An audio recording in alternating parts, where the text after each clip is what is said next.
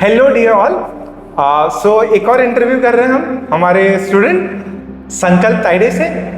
संकल्प की as a मैं पर्सनल बताऊं, काफ़ी सिंसियर स्टूडेंट, काफ़ी हार्ड वर्किंग। आई गेस मैंने जो भी ईयर्स में पढ़ाया है, is one of the most hard working sincere student जिसको मैंने देखा है पर्सनल लेवल पे। सो इनकी जर्नी इन्हीं से जानते हैं। And for your information, he is going into NIT। अभी जो फर्स्ट राउंड है उसमें NIT रौरकेला फाइनल हुआ है। एंड लेट्स सी आगे स्टेजेस में कौन कौन से राउंड्स में कौन कौन सी या डिफरेंट NITs चूज करने को मिलती हैं। Okay, first of all congratulation संकल्प। बेटा पहले अपने बचपन के बारे में बताओ कि आपने कहाँ से स्कूलिंग करी, कहाँ से बिलोंग करते हो और घर में कौन कौन है। तो जैसा कि आप सभी को पता है, मेरा नाम संकल्प संतोष ताइडे है।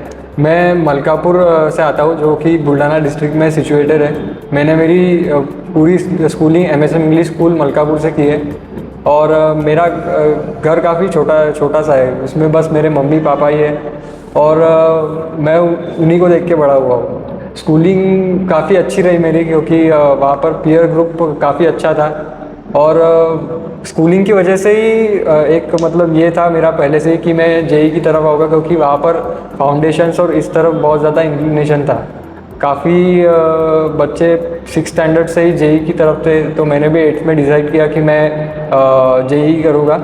उसके बाद मैंने लोकल कुछ क्लासेस लगाए और यूट्यूब इधर उधर से फाउंडेशन किया। फिर जब मेरा 10th का रिज़ल्ट आया, उससे पहले जब मैं कोचिंग्स के बारे में सोच रहा था, तो मुझे एक ऐसी कोचिंग चाहिए थी जहाँ पर मुझे पर्सनल अटेंशन मिले। तो वो उसी मतलब सर्च में मेरे पापा ने मुझे न्यू एकेडमी के बारे में सजेस्ट किया और उनके ही स्टूडेंट्स ने बताया। तो उनसे बात करने के बाद मुझे पता चला कि ये क्लास काफ़ी अच्छा है, यहाँ पर डायरेक्टर से हमें पढ़ाते हैं और मोस्ट इम्पॉर्टेंटली कि वो आपसे इंटरेक्ट करेंगे। तो वो काफ़ी मुझे एक कैप्टिवेटिंग फीचर लगा, तो इसलिए मैंने न्यू एकेडमी में एडमिशन लेने का डिसाइड कर लिया। ओके, सो मेन था कि भी इंजीनियरिंग में स्टार्टिंग से इंटरेस्ट था। अच्छा बेटा, जो भी 3 सब्जेक्ट आप पढ़ रहे थे उसके अंदर सबसे फेवरेट सब्जेक्ट कौन सा था?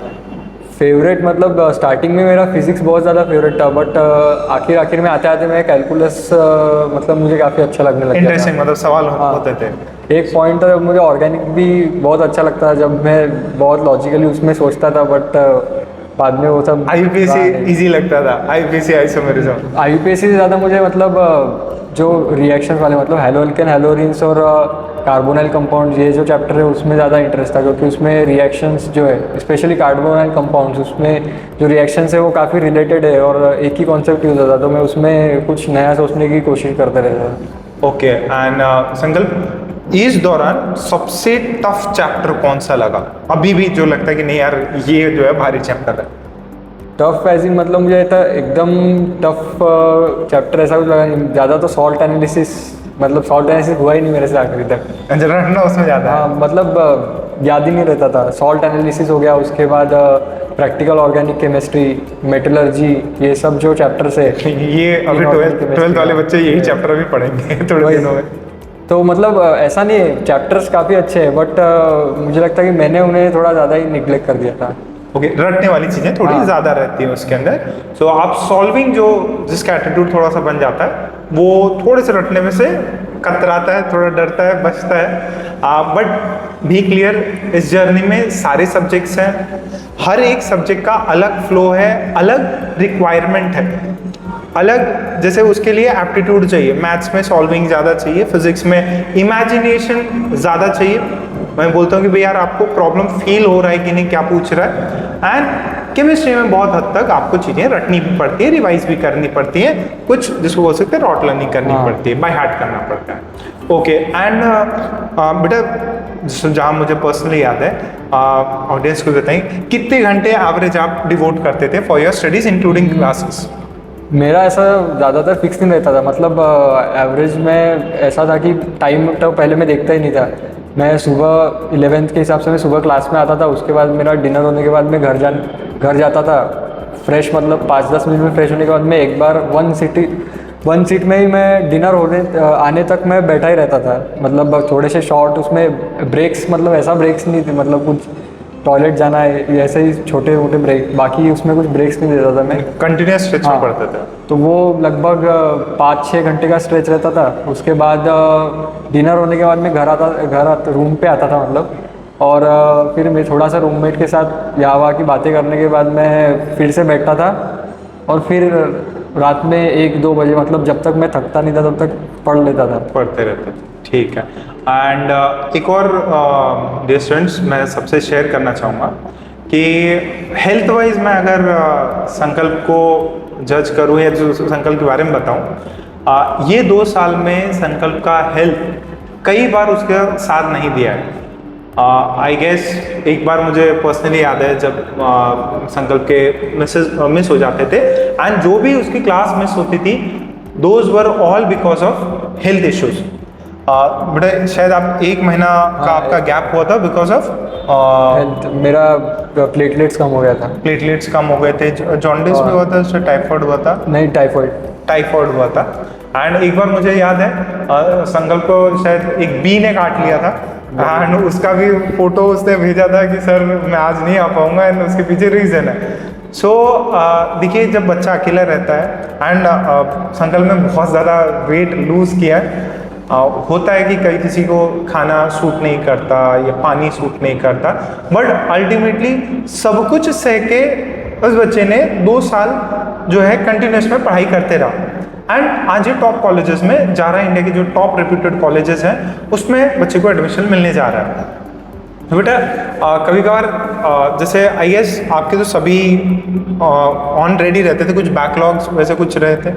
बैकलॉग्स ऐसा कुछ ज़्यादा था नहीं, बट जैसे ऑर्गेनिक केमिस्ट्री जब स्टार्ट हुई थी तब मुझे थोड़ा सा प्रॉब्लम हुआ था, तो मैंने मतलब हाइड्रोकार्बन क्लासेस में शुरू होते होते मुझे रियलाइज़ हुआ कि इतना ज़्यादा कॉन्क्रीट नहीं है मेरा टॉपिक, मतलब मोस्ट ऑफ द स्टूडेंट्स का रहता ही नहीं है, बट मैं थोड़ा ज़्यादा ही कंसर्न हो गया था। तो मैंने एक बार वो चैप्टर्स वापस पढ़े, मतलब ऐसा अगर देखा जाए तो मैंने लगभग हर चैप्टर 2-2 बार पढ़ा ही होगा। अच्छा, तो बेटा एक ये, और जो जैसे स्टूडेंट्स हैं, जूनियर्स हैं, उनको आप क्या एडवाइस करेंगे भैया क्या चीज़ करो और क्या मिस्टेक्स ना करो?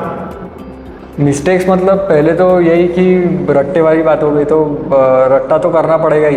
कुछ चीज़ें रहती है जैसे इनऑर्गेनिक केमिस्ट्री में आप कुछ नहीं कर सकते।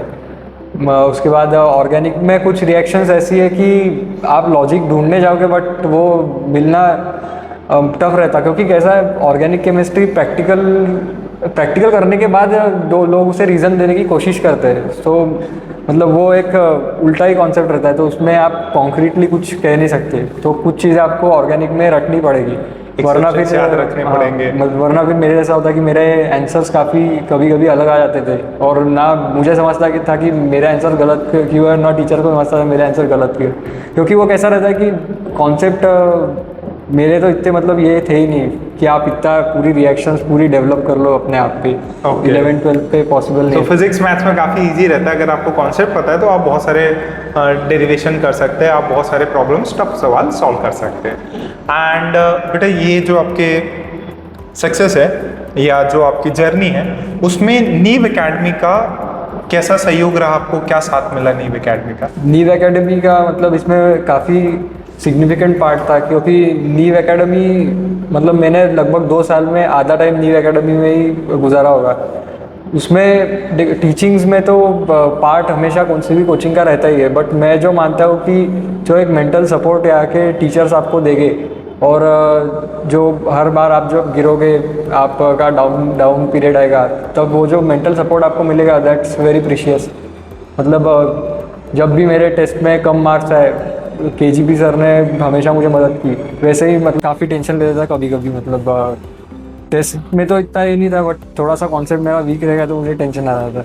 ओके ठीक है, we wish you the very best Sankalp for your future journey, and आप बहुत अच्छा करोगे। बहुत एक्स्ट्रा माइलस्टोन्स है, not only academic but your career goals, your research works, your startup goals, जो कि आप अपने नए फ्रेंड सर्कल के साथ में अचीव करोगे। Thank you for this interview.